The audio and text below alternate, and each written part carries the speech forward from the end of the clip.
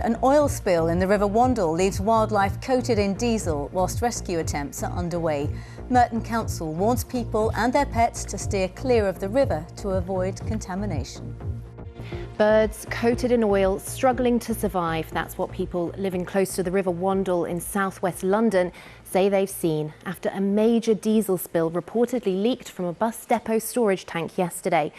It's thought about 4,000 litres of diesel entered through the storm drain system and spread through the river. And as the clean-up operation continues, there are concerns about the long-term damage to the area's ecosystem.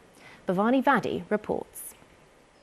A diesel spillage causing huge damage to wildlife and water quality.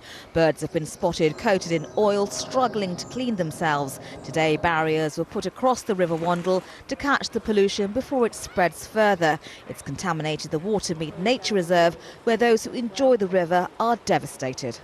I've enjoyed nature all my life on this river, and I've photographed kingfishers. I've appeared on the One show photographing kingfishers on this river, and they're going to die.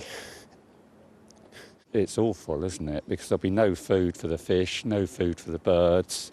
The thing is, you can't exaggerate at the moment because you just don't know quite how bad. But, we don't want to get back to the 60s when the river was called biologically dead. You can still see diesel flowing through the river here at the Watermead Nature Reserve, and there's this really strong smell. Over there are some coots, and I'm told they're the type of birds that are normally found in the water. Instead, they're avoiding it and taking shelter in the branches. It's thought the leak came from a bus depot storage tank in Thornton Heath in Croydon.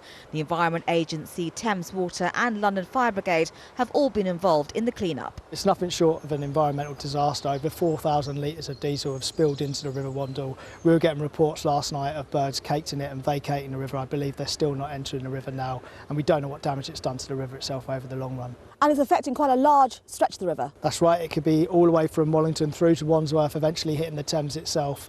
You can really smell it on this part of the river in particular, and it's really visible. Isabel helps clean up the river and, along with other volunteers, works to protect local wildlife and habitats. I just hope that whoever is responsible for this is held to account, that the management of that situation is looked at, because it needs to be stopped. We cannot have organisations who are in a position to have this sort of accident that runs into our waterways. The effect that we're seeing now on birds and otherwise, which is very distressing, is only half of the problem. Over time, this diesel will break down and disperse. It will enter the water column, begin to bind to the sediments.